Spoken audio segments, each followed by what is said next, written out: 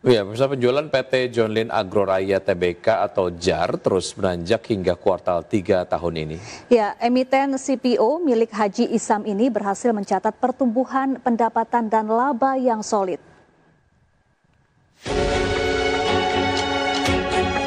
John Lynn Agroraya membukukan penjualan sebesar 3,08 triliun rupiah per September 2025, naik 17,24% secara tahunan dari 2,63 triliun rupiah pada periode yang sama tahun lalu.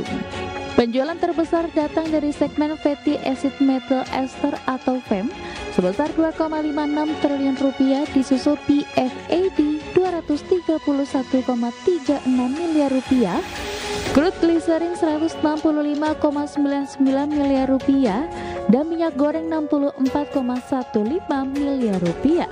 Sementara itu segmen kernel menyumbang 43,9 miliar rupiah, fatty matter 20,91 miliar rupiah, dan tandan buah segar 2,18 miliar rupiah.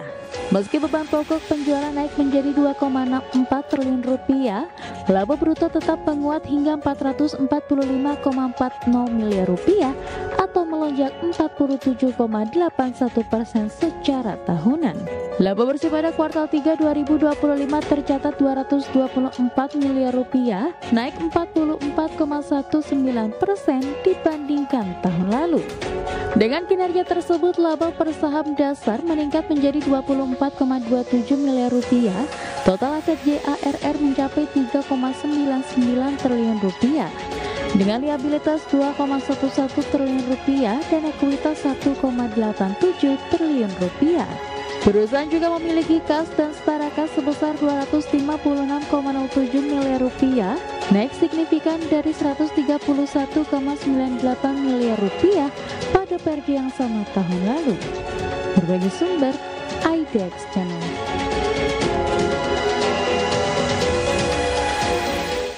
Pemirsa, jangan kemana-mana, Market Buzz akan segera kembali sesaat lagi.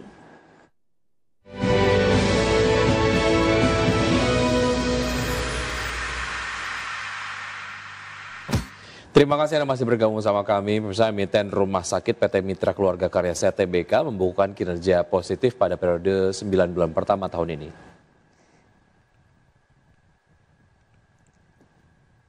Laba bersih yang dibukukan oleh perseroan tercatat meningkat 16,5%.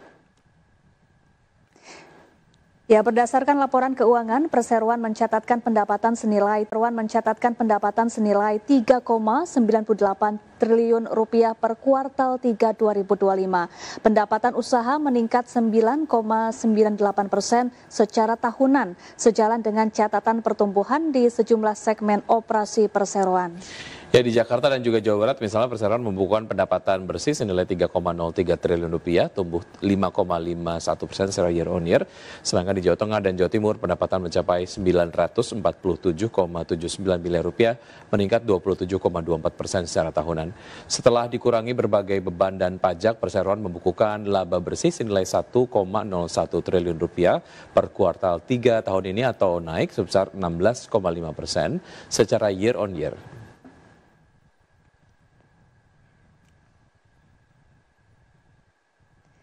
Ya, PT Bumi Serpong Damai Tbk mencatatkan pra penjualan atau marketing sales sebesar 7,1 triliun rupiah hingga kuartal 3 2025. Ya, capaian marketing sales tersebut setara dengan 71% dari target sepanjang tahun 2025 yang sebesar 10 triliun rupiah. PT Bumi Serpong Damai Tbk mencatatkan penjualan atau marketing sales sebesar 7,1 triliun rupiah hingga kuartal 3 2025 atau setara dengan 71% dari target tahun 2025 sebesar 10 triliun rupiah. Direktur Bumi Serpong Damai Hermawan Wijaya mengatakan, capaian itu tumbuh sekitar 4% dibandingkan periode yang sama tahun lalu sebesar 6,84 triliun rupiah.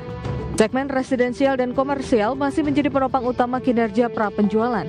Dari total capaian marketing sales, segmen residensial menyumbang 3,14 triliun rupiah atau sekitar 44%. Sedangkan segmen komersial menyumbang pra-penjualan 3,33 triliun rupiah atau 47% dari total pra-penjualan.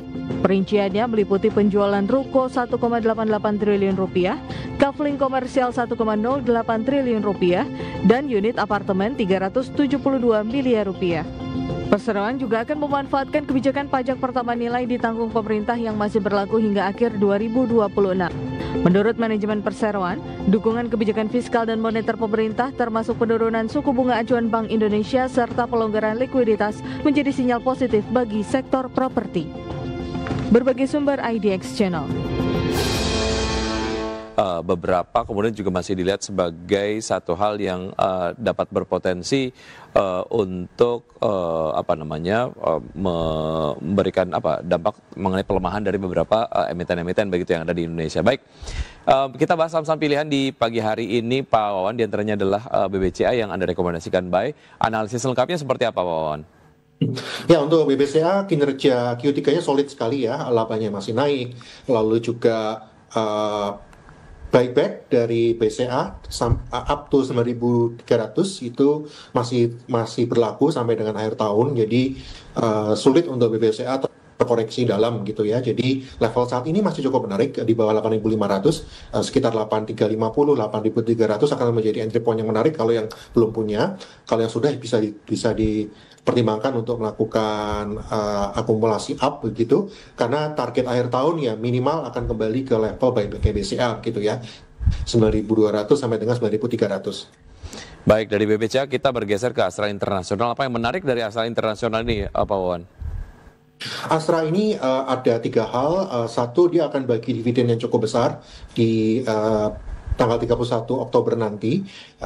Jadi cukup menarik untuk melihat efek daripada pembagian dividen ini ke Astra ya. Lalu juga dari sisi penjualan, ini Astra sudah mulai ada peluang ekspor trade shift antara US China. Ini kalau ada deal menguntungkan untuk Astra. Dan juga sebetulnya ya ini rumor, tetapi ada rumor bahwa Jardine sebagai shareholder terbesar dari Astra berniat untuk melakukan divestasi, dan ini membuat banyak konglomerasi lokal gitu tertarik untuk mengakumulasi Astra. Jadi target untuk Astra sendiri itu bisa sampai 7.000 di tahun depan. Oke, baik, sudah lama tidak mendengar Indofood ataupun INDF direkomendasikan. Analisis lengkapnya apa yang membuat INDF kemudian kembali dilirik, Pak Wawan? Ya, untuk Indofood sendiri ini merupakan holding ya dari banyak bisnisnya Salim Group. Salah satunya ya ada Indofood CBP ada di situ, lalu juga ada Aali, ada minyak goreng, dan bahkan ada Indomaret pun ada di bawah konglomerasinya Indofood. Jadi kalau kita memang melihatnya bahwa terjadi perbaikan pertumbuhan ekonomi, lalu juga masyarakat juga akan diuntungkan dengan adanya BLT dari pemerintah, ini diharapkan ini akan menguntungkan untuk penjualan dari Indofood. Jadi target Indofood itu kembali ke level 8.000-an di tahun depan. Oke, baik. Dari Indofood kita ke Telkom, seperti apa, Pak Wawan?